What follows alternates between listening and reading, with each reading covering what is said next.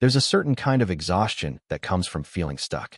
Dr. Joseph J. Luciani begins the power of self-coaching, the 5 essential steps to creating the life you want with a story that captures it perfectly. Tracy, a 48-year-old retail clerk, spends her nights wide awake, mind spinning with thoughts about living, dying, and being alone. She's not lazy or unmotivated, just trapped in a loop of worry that feels impossible to escape. Luciani shares that this cycle of fear and self-doubt isn't caused by fate, but by something more subtle, the habits of our own thinking. He saw it firsthand in his father, a man who spent years blaming life for his stress and disappointments. Looking back, Luciani realized that his father's constant frustration came from deeply ingrained habits of negativity that turned every obstacle into evidence of defeat. Dr. Luciani, or Dr. Joe, as his readers know him, isn't speaking from a pedestal. He's a clinical psychologist with over 4 decades of experience and a best-selling author whose insights have been featured in the Oprah magazine and USA Today. But long before he became an expert, he was just another person wrestling with anxiety. Years of panic and worry pushed him to search for answers beyond medication or therapy alone. That search led him to a simple but powerful truth. Anxiety and self-doubt are learned habits, and what's learned can be unlearned. Through this realization, he developed the foundation of self-coaching, a method that teaches people to retrain their minds and reclaim their sense of calm and control. Luciani's tone throughout the book is personal and practical. He often recalls a therapist's blunt wisdom: "No one is coming to rescue you." That's not meant to discourage, it's meant to awaken. The book's message is that destiny isn't built by chance, it's shaped by choice. Whether you feel victimized or victorious depends on how you respond to life's challenges. Luciani's goal isn't to hand out comfort, but to hand back power. His approach gives readers tangible tools to turn the harsh inner critic into a steady, encouraging voice. At its heart, the power of self-coaching is about training your mind like a muscle. Luciani believes that even anxiety, fear, and pessimism are habits that can be rewired. When the mind gets stuck on a negative station, he teaches you to change the channel, to replace fiction with fact, despair with clarity. Over time, these small mental shifts build the foundation for genuine peace and self-confidence. What the book promises is not perfection but progress, the power to move from being ruled by your fears to mastering them, one thought at a time. Up to this point, we've seen how self-coaching begins with awareness, recognizing that much of what holds us back starts in the mind. But awareness alone isn't enough. The next step is to realize that you are not a passive passenger in life, you're the driver. The author emphasizes a simple but life-altering truth: feeling stuck is optional. Destiny is not a matter of chance, it is a matter of choice. Every day, through small, almost invisible decisions, we shape the direction of our lives. Think about it. The career you're in, the habits you've built, even your relationships, these didn't just happen. They formed through thousands of choices, big and small. And if choices built the past, they can rewrite the future too. The author thinks this realization can feel incredibly empowering once it clicks. Say you're unhappy in your job. It's easy to think, "I can't leave," but that mindset freezes growth. A better question might be, what's one thing I could try this week to move closer to something better? Maybe it's learning a new skill or reaching out to a mentor. These tiny steps don't just change your situation, they change your identity. Each choice, however small, becomes a quiet declaration: I'm in charge of my life. Over time, those small declarations start to accumulate momentum. The author shares examples of how simple actions, like writing a short positive affirmation each morning, can shift your emotional climate. You stop waiting for motivation and start building it. The message is direct: stop blaming fate, stop blaming others. You're not powerless, you're simply unpracticed at choosing differently. The author also explores how much of our suffering comes from learned mental habits. Just as muscles can be trained, so can thoughts. Anxiety, worry, and self-doubt aren't permanent parts of your personality. They're habits your brain has practiced for years. The good news is that anything learned can be unlearned. Think of those automatic pessimistic thoughts as an old song that's been looping in your mind. You've heard it for so long that you no longer notice it's playing. The author invites you to change the track consciously. When something goes wrong and your reflex thought is, "This will never work," pause and swap it with, "This is tough, but I've handled worse." It may sound small, but that single act interrupts the old pattern. Some readers find it useful to keep a journal of small victories, times they stood up for themselves or stayed calm during stress. Over time, that journal becomes proof that the old fearful story isn't true anymore. The author often guides readers through exercises like writing down a recurring negative thought and then challenging it with evidence.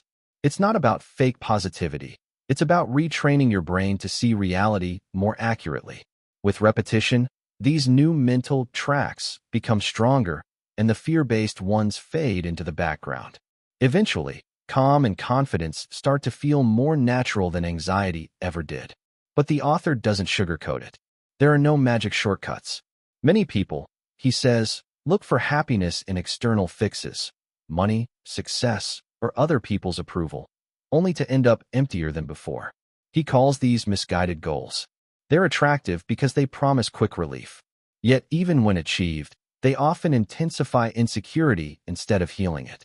The book shares a story about a high-achieving executive who worked tirelessly to earn a promotion, thinking it would finally make him feel secure. When he got it, the stress only grew, and his sense of emptiness deepened. The author explains that this happens when we confuse achievement with fulfillment. The first can be taken from you, the second can't. One of the book's striking lines is that true wealth isn't about having more, but needing less. The author said that the person who feels at peace without constant validation has already won the real game of success. In one memorable story, a client realized she was booking expensive holidays mainly to prove something to herself and others. When she stopped using travel as a form of escape and focused on nurturing friendships instead, she felt more content than any luxury trip had ever made her feel. These realizations cut deep because they reveal how often we chase external rewards to cover internal fears. Once those fears are faced directly, the chase loses its grip. To show how change looks in practice, the author shares simple, relatable stories. A student once believed she was bad at math. After learning to self-coach, she changed her inner dialogue to, "I don't understand this yet, but I can improve." That one shift turned frustration into curiosity. After steady effort and small wins, her confidence grew, and so did her grades. In another case, someone terrified of heights practiced gradual exposure while repeating calm, grounding statements like, "I'm safe on this balcony." Step by step, fear gave way to control. These stories make the principles come alive. They remind us that the brain is not fixed, it's adaptable. Every new thought is a tiny act of rewiring. By the close of this section, the message rings clear. Change is not only possible, it's already in your hands. The author writes like a supportive coach, firm but encouraging, occasionally humorous, always believing in your potential. He states, anyone can learn to change insecurity into security. The choice is yours. Readers often describe feeling a sudden sense of freedom after this realization. They stop waiting for life to fix itself and start steering it consciously. Destiny, in this view, isn't a grand, mysterious force. It's a daily practice of choosing differently. Each moment you decide to challenge an old belief, to replace self-criticism with self-respect, or to take a step forward instead of freezing, you're reshaping your path. The author reminds us that transformation rarely begins with giant leaps. It starts with the courage to turn one small sentence in your head from negative to hopeful. That simple inner movement is where destiny truly begins. Having understood that choice shapes our destiny, it's time to look closer at what keeps us from making those choices freely. The author believes there's one hidden force beneath most of our struggles: insecurity. He calls it the silent puppeteer behind unhappiness. Left unchecked, it quietly dictates how we think, react, and live. The author warns that if insecurity is allowed to echo through your life, will dictate the quality of your life. Imagine standing with one foot pointed north and the other south. You're split, unable to move. That's what insecurity does to the mind. One part of you wants to take risks and live fully. The other part clings to safety and control. You end up frozen between two opposing impulses, riddled with doubt and distrust. The author illustrates this through simple but striking stories. Take the case of a college student who always feared failure because, deep down, she believed, I must never disappoint anyone.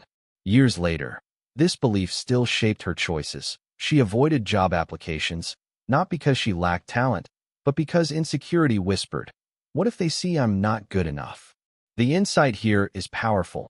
Most self-defeating behavior can be traced back to a single old belief. That means you're not broken. You're just living by a rule that no longer serves you. Once you recognize that the true root of fear is learned insecurity, you can begin to let it go. From here, the author dives into what he calls reflexive thinking, those automatic thoughts that surface before you even realize it. They're mental habits built over time, like muscle memory for the brain. You might feel a twinge of anxiety before a meeting and instantly think, they'll see right through me.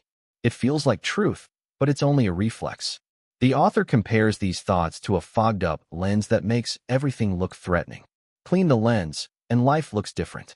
The challenge is that most people don't even notice the fog. They assume it's reality. The author encourages you to watch for the pattern. The next time you catch yourself thinking, I'm such an idiot, stop and remember, that's a reflex, not a fact. He suggests treating these thoughts like background noise on a radio. Acknowledge them without giving them your full attention. Over time, just recognizing their presence begins to dissolve their power. You start to realize that insecurity isn't a permanent flaw, but an echo of old conditioning. This reflexive cycle often pushes people into what the author calls control habits, behaviors that temporarily soothe insecurity but keep it alive underneath. He lists dozens of them, and they all share one goal: to avoid uncertainty. Some people overplan everything, convincing themselves that if they just think ahead enough, nothing bad will happen. Others hide behind perfectionism, endlessly redoing tasks to escape criticism. There are those who say, yes, but, to excuse themselves from growth, or, I have to, when no one's forcing them, just to maintain a sense of order. Then there's people-pleasing, agreeing, apologizing, or pretending to be fine to keep others happy. These patterns might look harmless, but the author reveals they're all control tactics born from fear. One vivid example he shares involves someone who used indifference as armor. This person would shrug and say, I don't care what people think, whenever feeling judged. On the surface, that sounds confident. But underneath, it was just another way of controlling pain, pretending not to care to avoid rejection. The author exposes how even avoidance or sarcasm can be control tactics in disguise. When you start to recognize your own games, whether it's guilt-tripping, overworking, or refusing to relax, you begin to see insecurities' fingerprints everywhere. Many readers have described feeling an uncomfortable but liberating moment of truth when they first identify their go-to control habit. Awareness can sting, but it's the first real step toward freedom. Once you can name a pattern, you can start changing it. The author emphasizes this shift from the habitual to the conscious as the turning point. Awareness, he says, is power. When you recognize a reflexive thought for what it is, it immediately loses some control over you. It's like turning on a flashlight in a dark room. The moment you see what's there, it can't scare you the same way. If a friend always plays the victim, you'd eventually stop believing their story because you see the pattern. The same logic applies to your own thoughts. When you hear yourself say, I can't handle this, the author suggests responding with something as simple as, I hear myself saying that. This tiny sentence creates a gap between you and the thought. In that gap lies choice, the power to respond differently. He encourages readers to treat thoughts as stories, not facts. When a worry pops up, ask, is this absolutely true? Often, the answer is no. That moment of questioning is the first spark of control. Each time you pause and separate feeling from fact, you build self-trust. The author compares this process to learning to walk again after years of crawling. You may wobble at first, but each conscious step strengthens your footing. With time, you start noticing moments of calm where fear once lived. The wall that insecurity built turns out not to be a wall at all, just a shadow. The final message in this part of the book is deeply reassuring. Everyone can do this. Insecurity and control habits are universal. They're not signs of weakness, just signs of being human.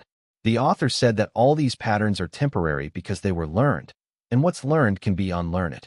This insight brings enormous relief. You don't need to become someone new. You just need to stop repeating what no longer helps. The author mentions that many people feel immediate lightness the moment they identify their recurring habit. One client, for instance, realized she was using overwork as a way to avoid feelings of inadequacy. Once she named it, she didn't have to push herself so hard to feel worthy. That single insight freed up mental space and energy for real joy. Each time you replace a fearful thought with a neutral or balanced one, you take back a piece of control. It's not dramatic or instant, but the effects compound quietly. Day by day, you prove to yourself that you don't need insecurity to survive. And that's the quiet triumph here, understanding that nothing is inherently wrong with you. You simply learn certain reflexes to protect yourself once, and now, with awareness and patience, you can unlearn them. In this way, the process of self-coaching becomes less about fixing yourself and more about remembering who you were before fear took the wheel. Once you understand that insecurity drives much of your unhappiness, the next step is learning how to see it clearly. The author thinks you can't change what you can't identify, so awareness becomes the first real act of self-coaching. He uses a vivid metaphor to explain this. Life is like a giant jigsaw puzzle, and your mind is full of scattered pieces. Somewhere in the chaos, there's one key clue, a bright red rowboat, that helps the rest of the puzzle fall into place. In therapy, he says he hunts for telltale expressions of control, and you're invited to do the same. This is your detective phase, where the goal isn't to judge yourself, but to uncover patterns. Once you can spot your particular red rowboats, the repeating control habits that keep you stuck, you begin to see how they've shaped the story of your life. The author said that when you learn to look for patterns of control, you will be on your way to solving the puzzle that has become your life. The heart of step 1 lies in noticing those patterns. They often appear in your inner dialogue, slipping by unnoticed because they've become part of how you think. The author lists dozens of examples, and reading them can feel like holding up a mirror. Take the phrase, "yes, but," it might seem harmless, yet it often hides an excuse. When you say, "Yes, I tried, but it didn't work," you're softening failure instead of learning from it. Another common one is, "I have to do this perfectly," which sounds productive but really masks fear of not being enough. There's also the habitual what-if spiral, the mental loop that tries to predict disaster as a way to feel safe. Some people repeat, "I just can't," whenever they face discomfort, while others use guilt as motivation, telling themselves they should have done more. Even insisting on always knowing why something happened is a subtle control habit, an attempt to force certainty into an uncertain world. The author keeps these examples simple and relatable so that anyone can find themselves in them. He even suggests writing them down, almost like sketching out a crime scene. When you see them on paper, they lose some of their mystery. It's not about self-blame. It's about naming what's been invisible. The moment you can say, "I often think I have to control everything," you've already started taking that control back. To find your own red rowboats, the author recommends becoming a quiet observer of your thoughts. Over a week or two, jot down recurring phrases whenever you feel anxious or tense. You might notice you say things like, "I should," "I have to," or "I can't stand this." These small notes become your evidence. After a few days, patterns begin to emerge, and what once felt like random chaos starts to make sense. The author recalls stories of people who discovered the same phrase echoing through their days without realizing it. One man noticed that he often said, "This is an emergency," even when dealing with simple issues like a late email or a misplaced wallet. Writing it down helped him see how his mind turned everything into a crisis to maintain a sense of control. Another person caught herself constantly saying, "I'll never be ready." Once she saw that sentence written out, she realized how it had stopped her from taking even the smallest steps forward. This practice isn't about analyzing every thought, but about mapping the terrain of your mind. You might find a cluster of similar thoughts, like needing to please others, fearing mistakes, or over-explaining yourself to feel safe. The author believes that when you can articulate these habits, the fog begins to lift. It's like spotting landmarks on a map after being lost. You realize that your mind has been following the same loops for years, not because you're weak, but because you never paused long enough to notice them. What often happens next is what the author calls the aha moment. Readers describe feeling a sudden clarity when they finally see their pattern for what it is. A person who always worried about being late might realize that her constant clock checking isn't about time. It's about a deeper fear of being judged. Someone who overprepares for everything might see that behind the habit lies the belief, if I'm always ready, I won't get hurt. Once you uncover that link, it's as if you found the missing puzzle piece. Everything else, the procrastination, the guilt, the anxiety, starts to make sense. The stress doesn't disappear overnight, but the confusion around it fades. You understand why you do what you do, and that insight itself feels freeing. The author emphasizes that this step is not abstract theory, but an active process. Awareness must lead to gentle experimentation. Once you've listed a few control habits, begin noticing them in real time. The next time you think, I have to get this right, pause and ask, do I really? Replace it with, I'll do my best, and that's enough for now. If you catch yourself saying, I should have done more, try shifting it to, I did what I could with what I knew. These small adjustments create space between old reflexes and new choices. The author reminds readers that once you have a clear picture of your habits, you'll no longer be blind to them. Seeing them breaks their automatic grip. One of his favorite techniques is journaling with 2 columns. In the first, write your recurring control thought. In the second, rewrite it from a balanced, compassionate point of view. For instance, I must make everyone happy can become, it's okay if not everyone agrees with me. I'll never get this right can shift to, I can improve with practice. This exercise may sound simple, but its impact grows with repetition. Each rewrite teaches the mind to see new possibilities instead of the same old fears. As the author describes it, this process is like putting a spotlight on your own mental stage. The actors, your thoughts, habits, and fears, don't vanish, but you finally see them clearly. That clarity allows you to choose which roles to keep and which to retire. It's not about forcing positivity or pretending life is fine. It's about replacing blind reaction with conscious awareness. Once you know your bright red rowboats, life stops feeling like a blur of frustration and starts resembling a solvable puzzle. By the end of this step, you may not have changed all your habits yet, but something more important has shifted. You've begun to see. The author thinks that's the real beginning of healing, not when you fix everything, but when you stop being fooled by your own stories. As he puts it, once you articulate what your control tendencies are, you're already on your way to solving the puzzle of your life. After identifying your control habits, the next challenge is learning to question them.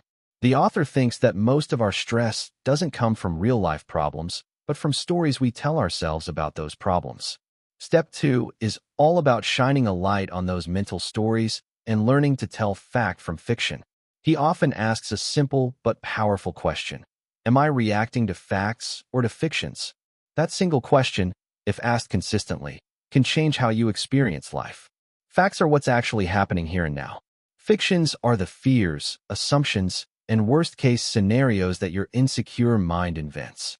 When you slow down long enough to test a thought, you start to see that many of your worries live only in imagination, not reality. The author said that shining this spotlight on your thoughts makes the habits of insecurity begin to wilt, just like darkness fades when the lights come on. The author explains that insecurity is a storyteller. It fills in blanks when facts are missing. You might think, they didn't reply to my message, they must be angry.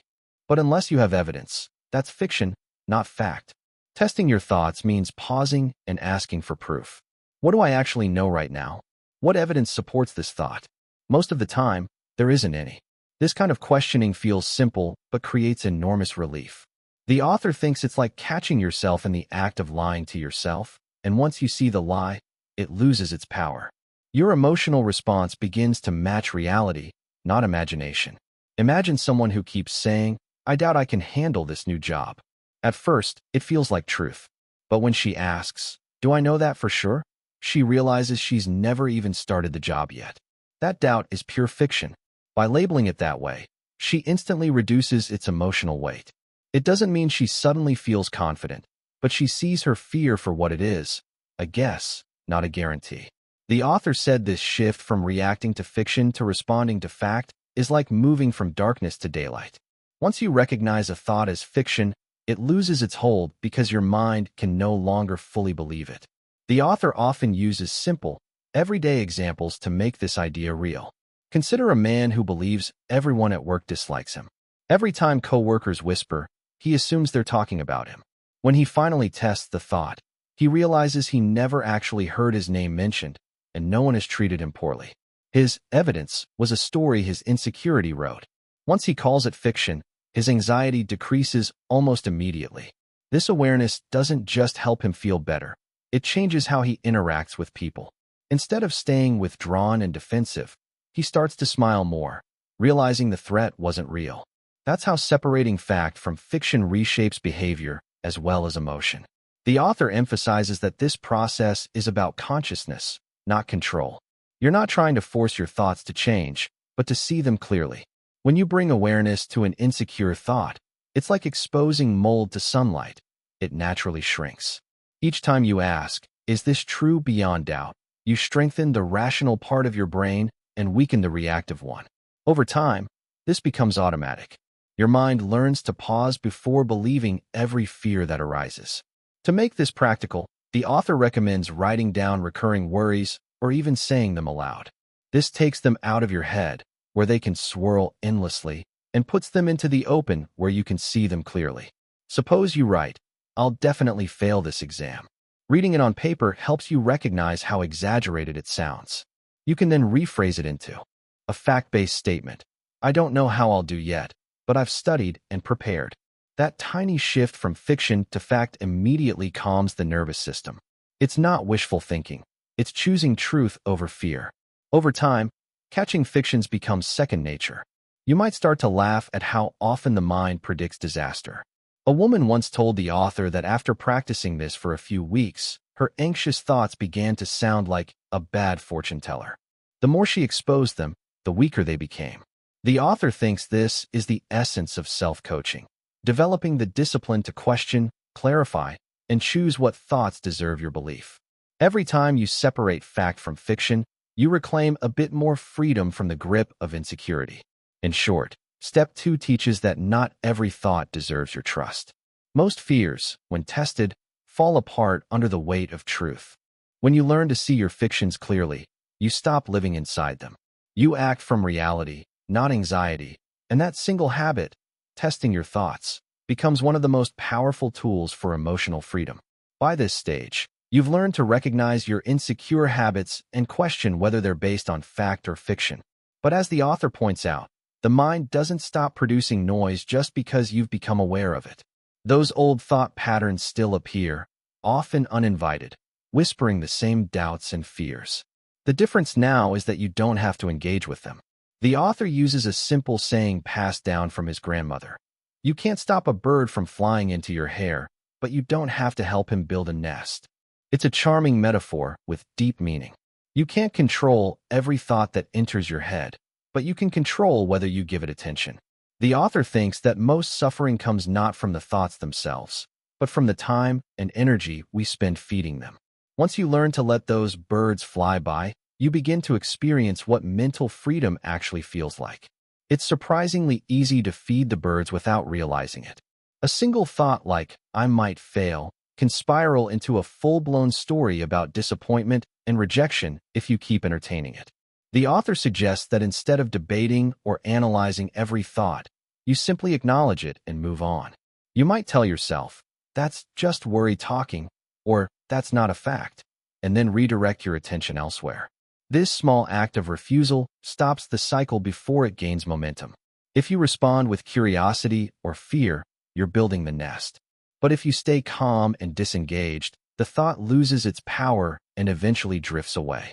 The author said that even laughing at the absurdity of a thought can be an effective tool. When your mind says, "I always mess everything up," smiling at the exaggeration robs it of credibility. The key is consistency. Every time you refuse to feed the thought, you teach your brain that this noise is not worth listening to. The author often compares the mind to a radio that sometimes plays static. You can't stop the static from existing, but you can change the station. This idea of mental tuning helps you understand that you are in charge of your focus. If your inner noise grows loud, you can switch to something else, take a walk, stretch, or focus on the rhythm of your breathing. Even shifting attention for a few seconds can interrupt the old pattern. One woman he worked with described how she used to spiral into self-doubt during meetings. After practicing this channel change, she began catching herself at the first flicker of worry and silently repeated, "Not real." Over time, those anxious thoughts showed up less often. What used to be a loud broadcast of self-criticism became background static she could easily ignore. This practice is not about pretending problems don't exist. The author is careful to say that choosing not to engage with destructive thoughts isn't denial, it's discernment. You're learning which thoughts deserve your attention and which ones don't. Just because a thought appears doesn't mean it's valuable. Many people confuse constant thinking with problem solving, but rumination rarely produces solutions. By practicing mental quiet, you create space for genuine insight to surface. It's like clearing clutter from a crowded desk so you can finally see what matters. The author thinks that this skill, refusing to feed mental noise, is one of the most important steps toward emotional maturity. The more you practice this, the less you feel like a victim of your own mind. Every time you resist the pull of an anxious thought, you strengthen your ability to choose peace over panic. The author said that most people don't realize how much control they already have until they experience it firsthand. One reader described it as discovering, "There's an off switch for my fear." The noise doesn't disappear overnight, but with each act of quiet resistance, you build inner strength. It's not about silencing the mind completely, but about no longer identifying with every passing thought. You become the observer, not the captive audience. Ultimately, step 3 is about reclaiming authority over your mental space. The author believes that when you stop feeding the birds, they stop coming around. When you stop chasing every thought, your mind naturally settles. This shift marks a turning point in self-coaching. You begin to live with greater calm, not because life has changed, but because your relationship with your thoughts has. Step 3 shows you that you don't have to believe or obey every mental impulse. You can choose silence over noise, calm over chaos, and in doing so, rediscover your own steady center.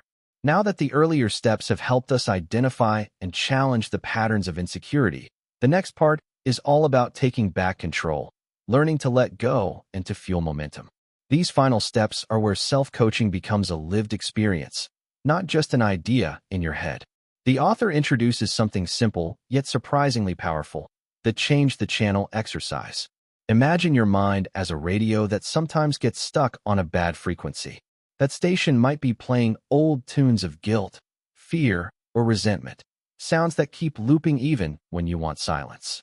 The author suggests that rather than trying to fight those thoughts head-on, you practice switching the station. Here's how it works. You take a sheet of paper and draw a line down the middle. On one side, you write down a recent negative experience, maybe a rejection, a mistake, or a harsh comment someone made. On the other, you jot down something that makes you feel good, a compliment, a moment of laughter, a quiet success. You start by focusing on the negative side for about 30 seconds, really letting yourself feel the discomfort. Then, you flip the page and give all your attention to the positive side for another 30 seconds. At first, this feels mechanical, even awkward. You might notice your mind keeps drifting back to the bad memory. That's normal. The point isn't to erase the negative thought, it's to practice switching. Just like building a muscle, this deliberate shift strengthens your brain's ability to move from anxiety to calm. One reader described how, at first, she needed a full minute to shake off a bad thought. But after doing the exercise daily for a week, she could redirect her focus almost instantly. That's proof that the brain can learn emotional agility. It just needs training. The author compares it to hitting a button on the radio. When an unpleasant song comes on, you don't sit through it while complaining. You switch to another station. You might choose a station that reminds you of something uplifting, like recalling a friend's kindness, visualizing a goal, or remembering a peaceful walk. Over time, you develop a reflex. Whenever negativity plays, you automatically change the channel. This simple mental habit means you spend far less time entertaining destructive thoughts. It's not about pretending life is perfect. It's about remembering that you have control over where your attention goes. As this skill develops, something subtle but life-changing happens. You stop reacting to your emotions like they're facts. You start responding to them like passing weather. You notice them, then move on. The author believes this is how emotional freedom grows, through tiny, repeated moments of choosing not to stay tuned to suffering. Once you can shift your inner focus, the next question becomes, how do you keep your motivation alive? That's where step 5 comes in, building momentum through small wins. The author says that success doesn't arrive all at once. It builds through little victories. Think of it as stacking bricks rather than waiting for the castle to appear. He encourages starting with low-risk challenges, things small enough that failure won't intimidate you, but meaningful enough to prove you're changing. If you're someone who constantly apologizes, try speaking up once without saying sorry. If you tend to get frustrated easily, practice letting one small irritation go, a rude driver, a slow cue, a critical comment. Each time you manage it, it's a quiet triumph. The author once wrote, start collecting some small, early victories. The key is to safely begin building your trust and confidence with small wins. These small wins may not impress anyone else, but they matter because they teach your subconscious something crucial. You can handle it. Every success, no matter how minor, becomes evidence that you're not controlled by insecurity anymore. A good way to think about it is like making deposits into a self-esteem bank. Each small act of courage or patience adds value, slowly building a reserve of inner trust. One day, when life tests you with something big, you'll find that your emotional savings are enough to keep you steady. The author stresses that once you start gathering these moments of proof, the power dynamic inside you shifts. Fear and insecurity lose their grip because they no longer define your limits. As he puts it, once you stop feeding insecurities' reflexes, you, not your insecurity, are steering your life. That's the moment when self-coaching comes full circle. You're no longer reacting out of habit, you're responding out of choice.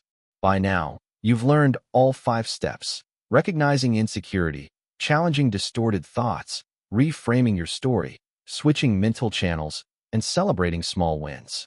Together, they form a practice that turns emotional chaos into clarity. It's not magic, but it's profoundly empowering. What began as self-doubt slowly transforms into self-trust, and that shift makes you realize something powerful. You always have a choice. That's the essence of self-coaching. You are no longer a passenger in your own mind. You've taken the wheel, and for the first time, you can steer your thoughts, your reactions, and your life in the direction you truly want to go. After walking through the 5 steps, it's clear that the self-coaching method isn't about quick fixes or grand breakthroughs. It's about learning to become your own guide, someone who can steer through confusion, anxiety, and self-doubt with a steady hand. What struck me most is how practical the approach is. The author doesn't ask you to become someone new. He simply shows how to stop getting in your own way. The most powerful realization for me, and for many readers, is that your mindset isn't fixed. It can be trained, reshaped, and renewed through daily effort. By questioning those automatic negative thoughts, by gently redirecting your attention, and by celebrating even the smallest progress, you start replacing that inner critic with a voice that supports you instead of tearing you down. I've noticed that even applying a single idea, like refusing to feed a negative thought, can make tough days feel lighter and more manageable. In a world where stress and noise constantly compete for attention, this reminder feels more relevant than ever. You always have the power to decide what you focus on.